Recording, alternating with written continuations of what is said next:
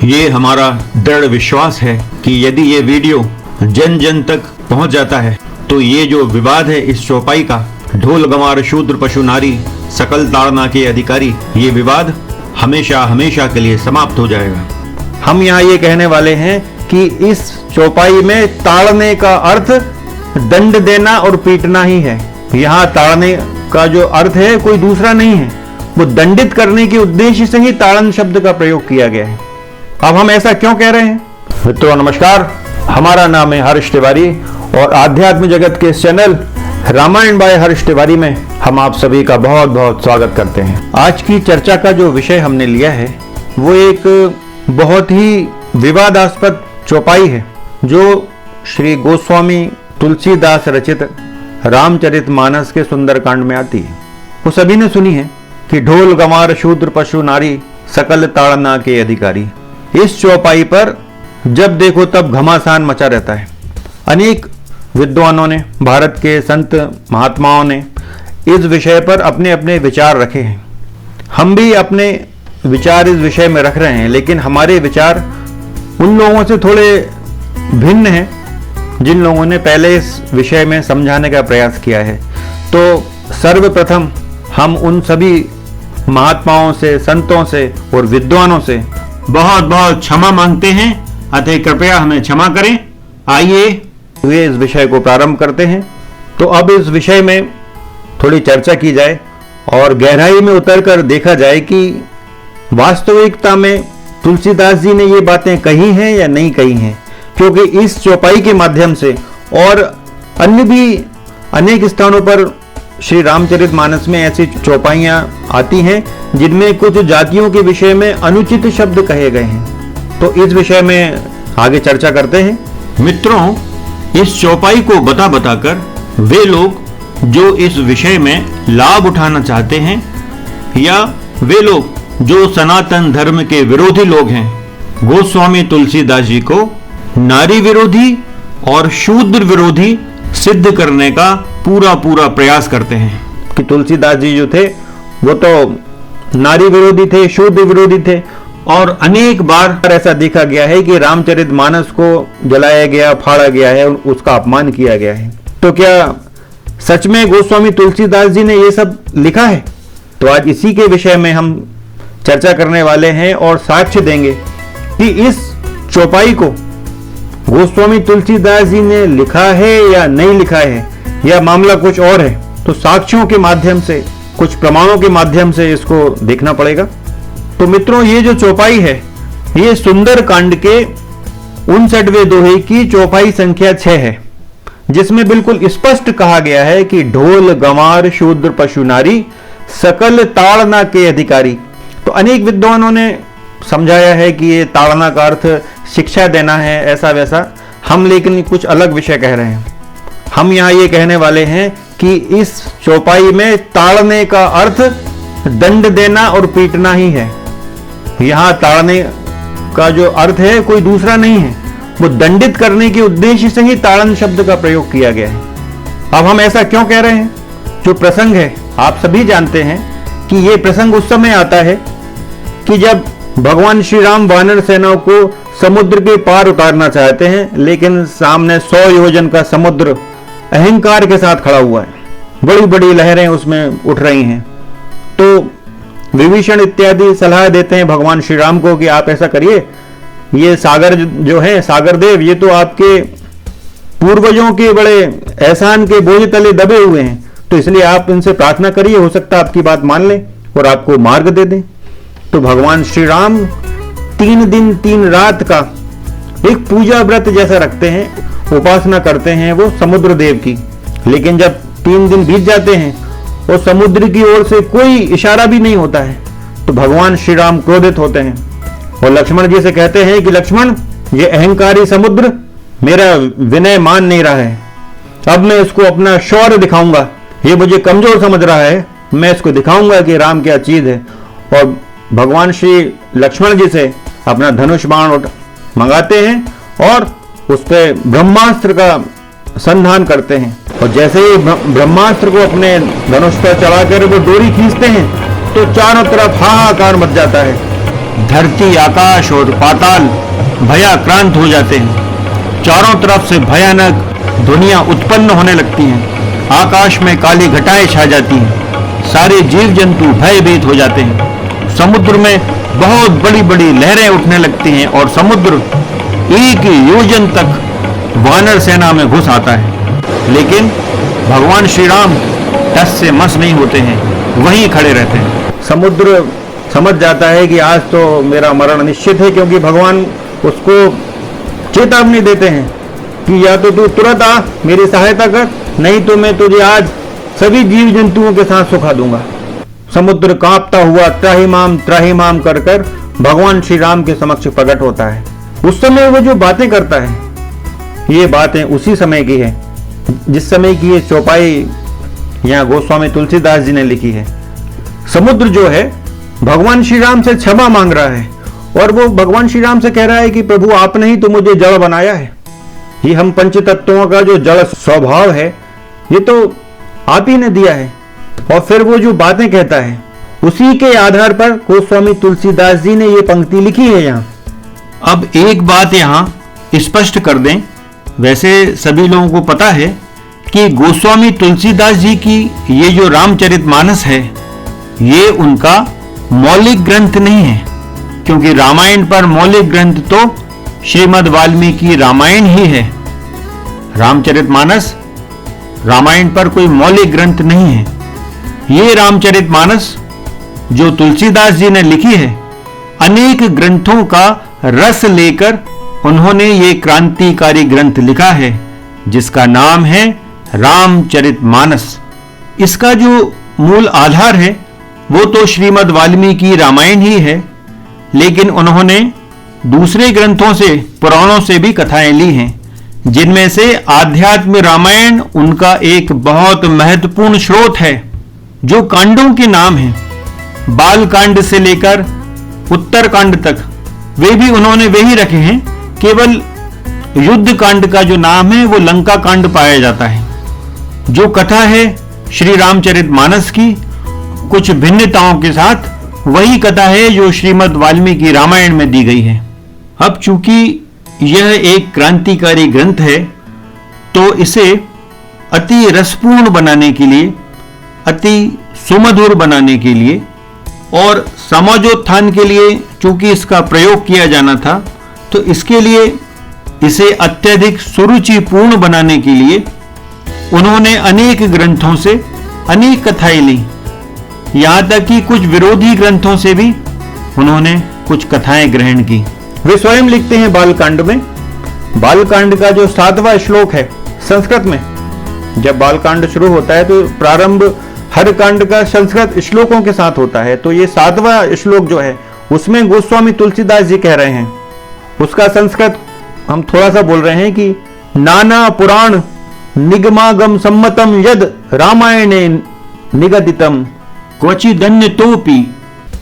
ऐसा ही ये श्लोक है। इसका अर्थ है अनेक पुराण वेद और शास्त्र से सम्मत तथा जो रामायण में वर्णित है और जो कुछ अन्यत्र से भी उपलब्ध श्री रघुनाथ जी की कथा को तुलसीदास अपने अंतःकरण के सुख के लिए अत्यंत मनोहर भाषा रचना में विस्तृत करता है। गोस्वामी जी स्वयं कह रहे हैं कि मैंने अनेक ग्रंथों का सहारा लेकर रामचरितमानस की रचना की है। तो ये जो प्रसंग जो लिया है गोस्वामी तुलसीदास जी ने, उसका कुछ भाग तो उन्होंने श्रीमद् वाल्मीकि रामायण से लिया है और कुछ भाग आध्यात्म रामायण से लिया है। आध्यात्म रामायण जो है वो भी एक अति प्राचीन ग्रंथ है। अब आध्यात्म रामायण कितनी प्राचीन है तो देखिए, वाल्मीकि रामायण जितनी प्राचीन नहीं है, क्योंकि वाल्मीकि जी जो थे वो भगवान श्री राम के समकालीन हैं। जितने प्राचीन राम हैं उतने ही प्राचीन वाल्मीकि हैं और उतनी ही प्राचीन ये वाल्मीकि रामायण है। लेकिन ये जो आध्यात्म रामायण है ये महाभारत के बाद लिखी गई है। उसमें कुछ ऐसे श्लोक आते हैं जिनसे स्पष्ट हो जाता है कि ये महाभारत के बाद लिखी गई है। हो सकता है ये आध्यात्म रामायण 3000 या 4000 वर्ष पूर्व लिखी गई हो, लेकिन ये निश्चित है कि ये 2500 वर्ष पूर्व लिखी गई। तो ये जो पूरा प्रकरण है ये 2 भागों में बटा हुआ है। पहले जब भगवान श्री राम 3 दिन का उपवास व्रत रखते हैं, सागर से विनय करते हैं रास्ता देने के लिए, और फिर जब वो सागर नहीं आता है वो धनुष लक्ष्मण जी से धनुष मंगाते हैं। तो ये जो प्रकरण है ये श्रीमद् वाल्मीकि रामायण से गोस्वामी तुलसीदास जी ने लिया है। गोस्वामी जी इस प्रकरण का प्रारंभ कहां से कर रहे हैं कि विनय न मानत जलधि जल गए 3 दिन बीत, बोले राम सकोप तब भय बिनु होई न प्रीत। ये तो सबसे महत्वपूर्ण चौपाइयों में से, दोहों में से ये एक दोहा है। यहां से इस प्रकरण का प्रारंभ हो रहा है। तो ये जो पूरी बात है ये ली गई है श्रीमद् वाल्मीकि रामायण से। और आगे भी जो चौपाई आती है, सठ सन विनय कुटिल सन प्रीति, सहज कृपण सन सुंदर नीति, ये वाली जो चौपाई है ये इससे संबंधित जो पूरा प्रकरण है ये वाल्मीकि रामायण के ही युद्ध कांड के 21वें सर्ग का पूरा प्रसंग है। वहीं से गोस्वामी जी ने उसको जैसा का तैसा लिया है। और युद्ध कांड के 21वें सर्ग के इन श्लोकों में भगवान ने बहुत ही सुंदर राजनीति, युद्ध नीति, जन नीति एवं अनेक नीतियों का ज्ञान यहाँ लक्ष्मण जी को दिया है। और फिर उसके बाद समुद्र देव और श्री रामचंद्र की जो चर्चा चल रही है, तो ये प्रसंग जो है ये आध्यात्म रामायण में युद्ध कांड में आता है। उसी में जो श्लोक आते हैं उन्हीं को ग्रहण कर कर अवधी भाषा में रूपांतरित गोस्वामी तुलसीदास जी ने किया है। तो अब इन श्लोकों को देखकर आपको समझ में आ जाएगा कि असली चौपाई क्या रही होगी और आज उसकी क्या स्थिति पाई जा रही है उस चौपाई की। तो इन श्लोकों को, आध्यात्म रामायण के इन श्लोकों को आप देखिए। वैसे यह प्रसंग जो है ये सागर देव और भगवान श्री राम का वाल्मीकि रामायण में भी आता है, लेकिन उसको काफी विस्तार नहीं दिया गया है। लेकिन वहां भी समुद्र को दंडित करने की चर्चा हो रही है। जब सागर देव भगवान श्री राम के समक्ष त्राहिमाम कर उपस्थित होते हैं और वे बताते हैं कि आपकी वानर सेना में जो नल जो है ये विश्वकर्मा का पुत्र है, तो ऐसी बात कहकर वो अंतर्ध्यान हो जाते हैं। तब नल कहता है कि सागर देव ने ये सब बातें जो कही हैं दंड के भय के कारण कही हैं। तो दंड का भय जो है वही मुख्य वस्तु है जिसके कारण समुद्र को प्रकट होना पड़ा। तो अब यहां आध्यात्म रामायण क्या कह रही है आप इन श्लोकों के माध्यम से सुनिए। तो मित्रों, भगवान श्री राम और सागर देव की जो बातें हैं वो आध्यात्म रामायण के युद्ध कांड में दी गई हैं। ये 68वें श्लोक से प्रारंभ होती हैं और 78वें श्लोकों तक जाती हैं। लगभग 10-11 श्लोकों में ये सब प्रसंग चलता है।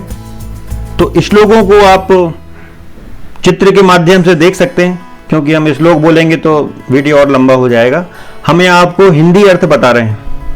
समुद्र देव भयाक्रांत होकर प्रकट हुए और कह रहे हैं 68वें श्लोक में, इसी समय नाना प्रकार के दिव्य आभूषण धारण किए दिव्य स्वरूपधारी समुद्र हाथों में अपने ही भीतर स्थित दिव्य रत्न लिए अपने प्रकाश से दशों दिशाओं को प्रकाशित करता स्वयं उपस्थित हुआ और भगवान श्री राम के चरणों के आगे नाना प्रकार के उपहार रख, जिनके नेत्रों के मध्य भाग क्रोध से लाल हो रहे हैं, उन रघुनाथ जी को साष्टांग दंडवत कर कर बोला, हे त्रैलोक के रक्षक, यानी तीनों लोगों की रक्षा करने वाले जगतपति राम, जगत के स्वामी श्री राम, मेरी रक्षा करो, त्राहि माम। हे राम, संपूर्ण संसार की रचना करते समय आपने मुझे जड़ ही बनाया था, फिर आपके बनाए स्वभाव को कोई कैसे बदल सकता है। पांचों स्थूल भूतों यानी पंच महाभूत, क्षितिजल पावक गगन समीरा, पांचों स्थूल भूतों को आपने स्वभाव से ही जड़ बनाया है, वे आपकी आज्ञा का उल्लंघन नहीं कर सकते। हे राम, भूत तामस अहंकार से उत्पन्न होते हैं, अतः अपने कारण का अनुगमन करने से उनमें तमो रूप जड़त्व तो स्वतः सिद्ध है। हे प्रभु, आप निर्गुण और निराकार हैं। जिस समय आप लीला से ही मायिक गुणों को अंगीकार करते हैं, उस समय आपका नाम वैराज पड़ जाता है। उस गुणमय विराट के सात्विक अंश से देवगण, राज शांत से प्रजापति गण और ताम शांत से रुद्रगण उत्पन्न होते हैं। हे नाथ, लीलावश माया से आच्छन्न होकर मनुष्य रूप हुए आप निर्गुण परमात्मा को मैं जड़बुद्धि मूर्ख कैसे जान सकता हूं? ये सबसे महत्वपूर्ण बात है इस पूरे वृतांत में। आप पुनः सुनिए कि सागर देव अपने आप को जड़ बुद्धि और मूर्ख कह रहे हैं। 76वें श्लोक में 76 में सागर देव भगवान श्री राम से कह रहे हैं कि हे नाथ, लीलावश माया से आच्छन्न होकर मनुष्य रूप हुए आप निर्गुण परमात्मा को मैं जड़ बुद्धि मूर्ख कैसे जान सकता हूं? हे अमर श्रेष्ठ प्रभु, पशुओं को जैसे लाठी यानी डंडा ठीक ठीक मार्ग में ले जाती है, उसी प्रकार मुझ जैसे मूर्ख जीवों के लिए दंड ही सन्मार्ग पर लाने वाला होता है।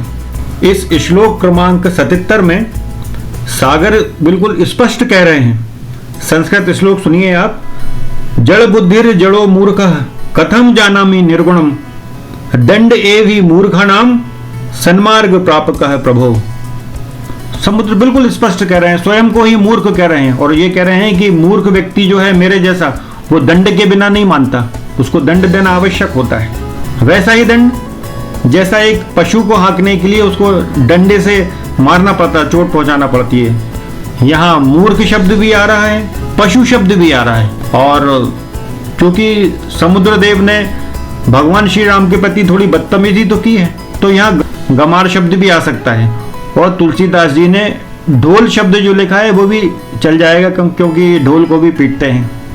अब वे आगे कह रहे हैं कि हे भक्त वत्सल भगवान राम, आप शरणागत रक्षक की मैं शरण हूं, आप मुझे अभय दान दीजिए, मैं आपको लंका में जाने का मार्ग दूंगा। अब आपने स्वयं देखा कि ना तो यहाँ शूद्र वर्ण के लिए कोई अपमानजनक शब्द प्रयोग में आ रहा है और ना ही नारियों के लिए कोई अपमानजनक शब्द प्रयोग में आ रहा है। लेकिन ये रामचरितमानस में कैसे लिखा है कि ढोल गमार शूद्र पशु नारी सकल ताड़ना की अधिकारी, ताड़ना का अधिकारी बता दिया गया है शूद्र को और नारी को, जबकि मूल श्लोक आपने देख लिया है जिसके आधार पर तुलसीदास जी रामचरितमानस में ये पूरा प्रसंग लिख रहे हैं। अब आप श्री रामचरितमानस के सुंदर कांड के 58वें दोहे से पढ़ना प्रारंभ करिए, जो ये है काटे ही पई कदरी फरई, ये वाला दोहा। अब उसके आगे चौपाई जो आ रही है सभय सिंधु गही पद प्रभु केरे, इसके आगे आप जाइए गगन समीर अनल जल धरनी इन कई नाथ सहज जड़ करनी। अब अगली चौपाई देखते हैं। तब प्रेरित माया उपजाए सृष्टि हेतु सब ग्रंथ निगाए। फिर आगे प्रभु आयसु जेहि कह जस आई सोते ही भांति रहे सुख लही। अब और महत्वपूर्ण चौपाई देखिए। प्रभु भल कीन्ही मोहि सिख दीनी मर्यादा पुनि तुम्हरी कीनी। इस दोहे और चौपाइयों के माध्यम से देखा कि गोस्वामी तुलसीदास जी आध्यात्म रामायण के जो श्लोक हैं इस प्रसंग में उनको जैसा का तैसा थोड़ा शॉर्ट में करके लिख रहे हैं। तो अब आपने संस्कृत श्लोकों को भी देख लिया और श्री तुलसीदास जी ने उनका जो अवधी भाषा में अनुवाद किया है, आपने उन सब दोहे चौपाइयों को भी देखा। लेकिन इस सब के बाद यहाँ वह बड़ी भयानक चौपाई आ जाती है कि ढोल गंवार शूद्र पशु नारी वो सकल ताड़ना के अधिकारी। और ये जो चौपाई है ये आध्यात्म रामायण के श्लोकों से मेल नहीं खाती, ना ही वाल्मीकि रामायण के श्लोकों से मेल खाती है। अब मुख्य विषय पर आते हैं। तो स्पष्ट समझ में आता है इन श्लोकों से और उसके अर्थ से कि इसमें बहुत बड़े स्तर पर मिलावट हुई है। रामचरितमानस को भी मिलावटखोरों ने नहीं छोड़ा है। इस चौपाई में समुद्र जो अपने आप को जड़ बुद्धि और मूर्ख कह रहा है, तो मूर्ख शब्द के स्थान पर शूद्र शब्द मिला दिया गया है। और चूंकि यहाँ 4 लोगों की बात हो रही है, ढोल गंवार मूल और पशु, मूल यानी मूर्ख, ढोल गंवार मूल और पशु, तो ये 4 लोगों की बात हो रही है। तो हो सकता है कि ये 4 लोगों के आगे चारी शब्द का प्रयोग किया गया हो, जिसको बदलकर नारी कर दिया गया।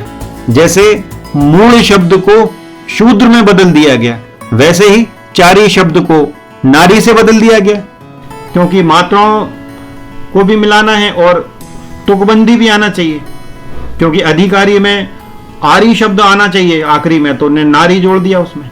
जबकि यदि आध्यात्म रामायण के श्लोकों के आधार पर देखें तो सीधी सीधी चौपाई बनती है कि ढोल गवार मूल पशुचारी सकल ताड़ना के अधिकारी। तो यहाँ मूल शब्द आया और चारी शब्द आया, कोई विवाद नहीं, सारे विवाद समाप्त। क्योंकि इसी रामचरितमानस में 4 की संख्या के लिए अनेक स्थानों पर चारी शब्द आया है, जिनको हम आगे उदाहरणों में बताएंगे। लेकिन यहां तो शब्दों का हेर फेर कर कुछ मिलावट करके अर्थ ही बदल दिया गया है, ताकि गोस्वामी तुलसीदास जी को शूद्र विरोधी और नारी विरोधी सिद्ध किया जा सके। अब इस पूरे वृत्तांत का अर्थ यह निकलता है कि यहाँ जो ताड़ना शब्द का प्रयोग हुआ है वह दंड देने अथवा पीटने के लिए ही हुआ है।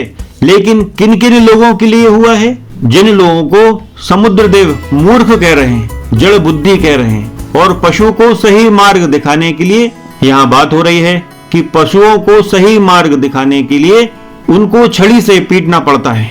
लेकिन यहाँ किसी भी प्रकार से ना तो शूद्र वर्ण की बात हो रही है, ना नारी जाति की बात हो रही है। शूद्र वर्ण को तो रामचरितमानस हो या रामायण हो, अति आदर के साथ दिखाया गया है, क्योंकि रामायण लिखने वाले कौन हैं? स्वयं श्री वाल्मीकि जी हैं। वो तो शूद्र वर्ण के थे, शूद्र कुल में ही उत्पन्न हुए, इसलिए वे शूद्र हैं। भले ही बाद में उन्होंने तपस्या से ब्रह्मर्षि की उपाधि प्राप्त की हो और वे ब्राह्मण हो गए हों, वो अलग विषय है, लेकिन जन्म से वे शूद्र ही थे। लेकिन वाल्मीकि जी की भूरी भूरी प्रशंसा गोस्वामी तुलसीदास जी ने उनकी रामचरितमानस में की है। अनेक स्थानों पर वाल्मीकि जी के प्रति जो आदर है वह इस मानस में देखा जा सकता है। और जहां नारियों की बात है तो यह रामायण की जो कथा है पूरी नारियों के सम्मान में ही तो लिखी गई है, क्योंकि माता कैकेयी जो भगवान श्री राम की सौतेली माता हैं, उनके वचन को रखने के लिए ही भगवान श्री राम बिना कोई प्रश्न पूछे वन जाने को तुरंत तैयार हैं। वो प्रश्न नहीं पूछते माता से, कोई कहानी भी नहीं पूछते कि तुमने पिताजी से कब वर मांगा, पिताजी ने वर क्यों दिया, क्या दिया, ये कुछ नहीं पूछते। वो तुरंत ही वन जाने को तैयार हो जाते हैं। तो पहला सम्मान भगवान श्री राम ने माता कैकेयी का ही किया है। और दूसरी नारी माता सीता, माता जानकी, जिनके लिए पूरा रामायण का प्रकरण घटा, माता सीता के सम्मान के लिए ही तो रावण का वध किया गया ना।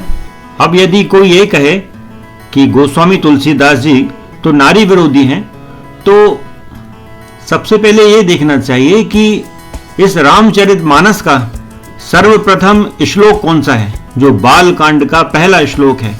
आप उसको सुनिए। गोस्वामी तुलसीदास जी कहते हैं कि वर्णानाम अर्थ संघानाम रसानाम छंदसामपि मंगलानाम च कर्तारौ वंदे वाणी विनायकौ। इसमें इसका अर्थ सुनिए।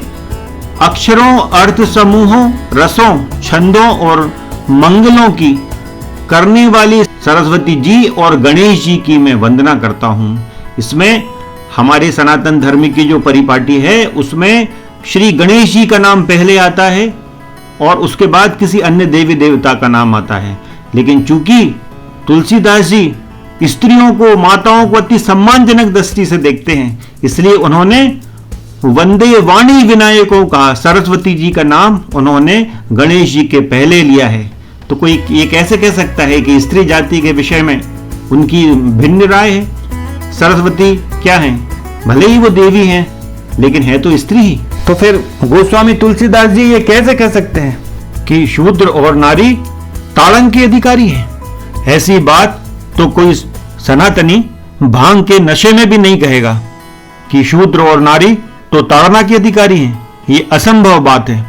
अब जैसा कि आप लोगों ने देखा ना कि ताड़ना शब्द आध्यात्म रामायण के श्लोकों में किन किन लोगों के लिए प्रयुक्त हुआ है?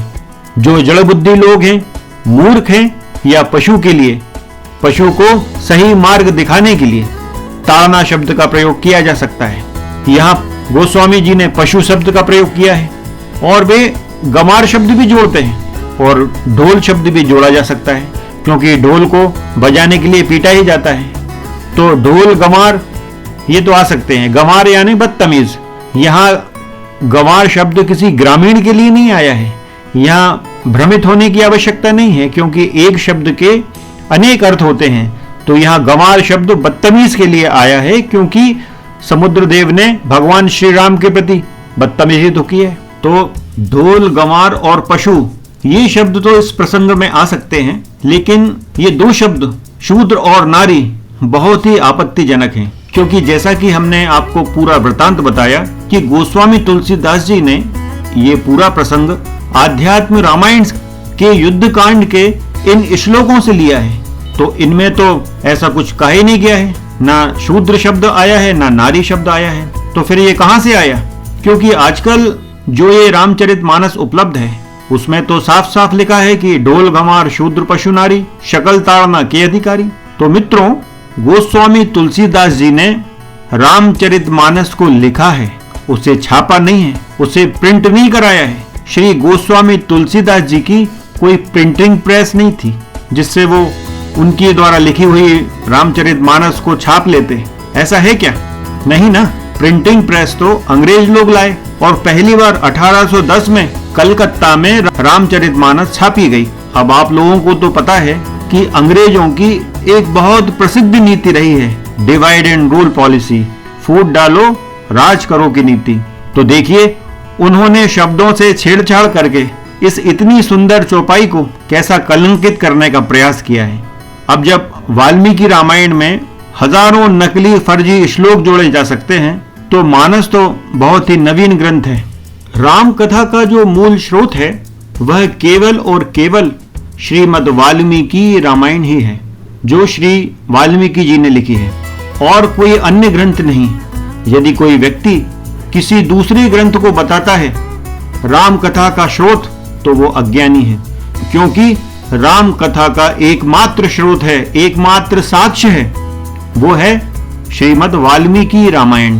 तो वाल्मीकि रामायण में हजारों श्लोक प्रक्षिप्त हैं, फर्जी हैं, नकली हैं। पूरा का पूरा उत्तरकांड जिसमें लवकुश की कथा आती है, माता सीता के परित्याग की कथा आती है और शूद्र तपस्वी शंभु वध की कथा आती है। ये सब कथाएं भारतीय समाज को तोड़ने फोड़ने हेतु रामायण में जोड़ी गई हैं। भगवान श्री राम को नारी विरोधी और शूद्र विरोधी बताने के लिए ये सब कथाएं जोड़ी गई हैं, और वही सब गोस्वामी तुलसीदास जी के साथ भी हो रहा है कि अनेक दोहे चौपाई ऐसे जोड़ दिए गए हैं या उनमें छेड़छाड़ कर दी गई है ताकि वे कुछ जातियों के विरुद्ध हो जाएं। रामचरितमानस एक क्रांतिकारी ग्रंथ रहा है, एक विशेष ग्रंथ है, एक दिव्य ग्रंथ है, एक अनूठा अनुपम ग्रंथ है, अतुलनीय ग्रंथ है और जन सामान्य में विख्यात ग्रंथ है, जन जन तक पहुंचा हुआ ग्रंथ है। तो उसकी प्रसिद्धि को कुछ कम करने के लिए अंग्रेजों ने अपनी फूट डालो राज करो की नीति का प्रयोग करते हुए इन दोहे और चौपाइयों में परिवर्तन कर दिए ताकि हमारा समाज आपस में लड़ पड़े। हमारे देश में चारों वर्ण का जो गुलदस्ता है उसको छिन्न भिन्न करने का अंग्रेजों ने खूब प्रयास किया और अभी भी कुछ लोग कर रहे हैं जो काले अंग्रेज हैं। लेकिन अंग्रेजों की डिवाइड एंड रूल पॉलिसी के तहत ये सब बदलाव, ये मिलावट जो है अंग्रेजों द्वारा इस रामचरितमानस में की गई है। तो यहाँ इस चौपाई में छेड़छाड़ हुई है, बिल्कुल स्पष्ट है, क्योंकि हमने आपको स्रोत बता दिया कि गोस्वामी जी ने कहां से पूरा प्रसंग लिया है। जैसा का तैसा प्रसंग है पूरा का पूरा। ये संस्कृत में है तो गोस्वामी जी ने उसको अवधि में लिख दिया है। तो अंग्रेज लोग तो तोड़ना चाहते थे समाज को, उन्होंने मूर्ख के स्थान पर शूद्र कर दिया। और चूंकि यहाँ चार लोगों की बात हो रही है, ढोल, गंवार, मूढ़ और पशु, मूढ़ यानी मूर्ख, ढोल, गंवार, मूढ़ और पशु, तो ये चार लोगों की बात हो रही है। तो हो सकता है कि ये चार लोगों के आगे चारी शब्द का प्रयोग किया गया हो, जिसको बदलकर नारी कर दिया गया। जैसे मूढ़ शब्द को शूद्र में बदल दिया गया, वैसे ही चारी शब्द को नारी से बदल दिया गया। और तुलसीदास जी को शूद्र विरोधी और नारी विरोधी बताने का प्रयास किया। जबकि इस रामायण में सबसे महत्वपूर्ण बात तो यही है कि यह शूद्र द्वारा ही रचित है। वाल्मीकि जी शूद्र हैं और अनेक स्थानों पर शूद्रों की वंदना जैसी हुई है। भगवान श्री राम निषाद राज गुह को बार बार अपने गले से लगा लेते हैं। वो कहते हैं कि ये मेरा प्राणों से प्रिय मित्र है। भगवान के शब्दों पर ध्यान दीजिए कि वो कहते हैं कि ये मेरा प्राणों से प्रिय मित्र है और उसको गले से लगा लेते हैं। माता शबरी का इतना ऊंचा स्थान है तपस्वियों में, और लोगों को एक चीज और पता नहीं है कि श्रवण कुमार की जो माता है वे भी शूद्र वर्ण से आती हैं, लेकिन उनको महान तपस्विनी कहा गया है। लोगों को ये सब जानकारी नहीं है। और दूसरी बात कि इतनी सारी जो वानर सेना है ये भी तो शूद्र वर्ण में ही आएगी, क्योंकि अनेक स्थानों पर वानरों को वनवासी वानर कहा गया है। वानर अर्थात वन में रहने वाले नर जो वनवासी हैं, तो वनवासी के आधार पर तो वे शूद्र वर्ण में आए। भगवान श्री राम जब अयोध्या से चले थे तो वे एक राजकुमार थे, क्षत्रिय राजकुमार। एक राजकुमार को भगवान श्री राम बनने में सबसे अधिक यदि सहायता किन्हीं लोगों ने की है तो वो यही शूद्र लोग हैं, और उनको भगवान बनते हुए देखा है वे भी ये शूद्र लोग ही हैं जो भगवान की सेना में हैं, जो भगवान की शक्ति है, जो इस देश की शक्ति है। तो इस चौपाई से भ्रमित होने की आवश्यकता नहीं है। ये हम लोगों को तोड़ने के लिए एक बहुत बड़ा षड्यंत्र है और इस षड्यंत्र में आने की आवश्यकता नहीं है। आप इन शब्दों को बदल कर पढ़ें, क्योंकि हमने यहां बता दिया है आपको कि यहां ताड़न शब्द का जो प्रयोग हुआ है वो दंड के अर्थ में ही हुआ है। आप वाल्मीकि रामायण में देखें तो भी वहां जो नल है वो दंड के भय के रूप में बात कह रहे हैं, और ये आध्यात्म रामायण में युद्ध कांड में स्वयं सागर ये सब बातें कह रहा है। तो दंड का ही यहां पूरा आशय छुपा हुआ है। और अन्य लोगों ने जो समझाया है उन्होंने केवल रामचरितमानस को ही आधार मानकर समझाया है। इस चौपाई को समझाते हुए ये कहते हैं कि ये जो ढोल गंवार शूद्र पशु नारी शब्द आए हैं ये तो पंच तत्वों के लिए आए हैं। तो अब पंच तत्वों के लिए ये शब्द नहीं आ सकते, क्योंकि पंच तत्वों में पवन देव भी आते हैं जो श्री हनुमान जी के पिता हैं। तो क्या हनुमान जी के पिता पवन देव को ताड़न का अधिकारी बताया जा सकता है? क्या तुलसीदास जी की मति मारी गई थी जो पवन देव को वो ताड़न का अधिकारी बताते हैं? क्योंकि पंच तत्वों में तो वो भी आते हैं। और वो लोग ये भी कहते हैं कि नारी जो है पृथ्वी को कहा गया है। तो यहाँ पशु शब्द आया है, तो पशु शब्द के साथ ना तो नारी शब्द आ सकता है ना शूद्र शब्द आ सकता है। दोनों घोर आपत्तिजनक हैं। अब यदि ये चौपाई ऐसी होती कि ढोल गमार विप्र पशु नारी सकल ताड़ना के अधिकारी, यदि शूद्र के स्थान पर विप्र होता, ब्राह्मण होता, तो फिर कैसा लगता? तो ये सारे दृष्टांत और ये समझाना वगैरह कहाँ जाता? क्या ब्राह्मण वर्ग को बुरा नहीं लगता? तो यदि इसमें शूद्र शब्द आया है तो ये पूरे शूद्र समाज के लिए अपमानजनक है, और नारी शब्द आया है तो ये पूरे नारी जगत के लिए अपमानजनक है। और ये मिलाया ही इसलिए गया है ताकि समाज में मन मिटाव पैदा किया जा सके। और फिर जिस व्यक्ति ने इतना महान ग्रंथ लिखा हो रामचरितमानस जैसा, वो व्यक्ति ऐसी मूर्खता करेगा? ये तो संभव ही नहीं है। अतः इस पूरे वृतांत के उपरांत जो श्रीमद् वाल्मीकि रामायण और आध्यात्म रामायण के साक्ष्यों से प्रमाणित है, ये हमने आपको पूरा वृतांत सुनाया। इसमें हमने अपने मन से कुछ नहीं कहा है, शास्त्रीय आधार पर ही हमने इस चौपाई के विषय में सारी बातें कही हैं। हमने आपको वाल्मीकि रामायण के विषय में बताया, उनके श्लोकों के विषय में बताया। हमने आध्यात्म रामायण के श्लोकों का उल्लेख करते हुए सारी बातें कही। हमने अपने मन से कुछ नहीं कहा, क्योंकि हम इसके अधिकारी नहीं हैं। तो अब निष्कर्ष यदि निकाला जाए तो इस चौपाई के स्थान पर ये नई चौपाई जोड़ी जा सकती है कि ढोल गमार मूल पशु चारी सकल ताड़ना के अधिकारी, की ढोल गमार मूल पशुचारी सकल ताड़ना के अधिकारी। रामचरितमानस में चार शब्द के लिए अनेक स्थानों पर चारी शब्द आया है। अब हम 3-4 उदाहरण चारी शब्द के लिए आपको दे रहे हैं, ताकि कोई ये प्रश्न उठाता है कि अरे चारी तो आ ही नहीं सकता। तो गोस्वामी जी ने इसी रामचरितमानस में चारी शब्द का प्रयोग अनेक बार किया है। एक उदाहरण तो पहला उदाहरण तो हम ये बता देते हैं कि सभी लोगों ने सुना है कि धीरज धर्म मित्र अरुनारी आपद काल परखिए चारी, और जो अन्य उदाहरण हैं इन चित्रों के माध्यम से आप देख सकते हैं। तो हमको लगता है कि जो मूल प्रति रही होगी रामचरितमानस की, उसमें ये इस प्रकार की कोई चौपाई हो सकती है कि ढोल गमार मूल पशुचारी सकल ताड़ना के अधिकारी। हम तो वाल्मीकि रामायण का अध्ययन करते रहते हैं, अध्यात्म रामायण का अध्ययन करते रहते हैं, तो इन दोनों की जब तुलना करी तो समझ में आ गया कि क्या सच है और क्या झूठ है। इसलिए आप लोगों के समक्ष ये सब बातें रख दी। अब निर्णय आप लोगों को करना है कि आप इस विवाद में पड़ेंगे या इसको झूठ मानकर इस झूठ को यहां से हटाने का प्रयास करेंगे। अपने संत महात्माओं से, धर्माचार्यों से निवेदन करेंगे कि रामचरितमानस जैसे ग्रंथ में, वाल्मीकि रामायण जैसे परम पवित्र गंगा के समान ग्रंथ में जो मिलावटें कर दी गई हैं, अब उनको शीघ्र अतिशीघ्र हटा दिया जाए और इन ग्रंथों को फिर से पावन पवित्र गंगा की तरह पुनः बनाया जाए। तो मित्रों, इस वीडियो में आज इतना ही। किसी अन्य वीडियो के साथ किसी अन्य विषय पर चर्चा होगी, तब तक के लिए अनुमति दें। जय सिया राम, जय जय श्री सीताराम। राम राम राम राम राम राम राम सीता राम सीता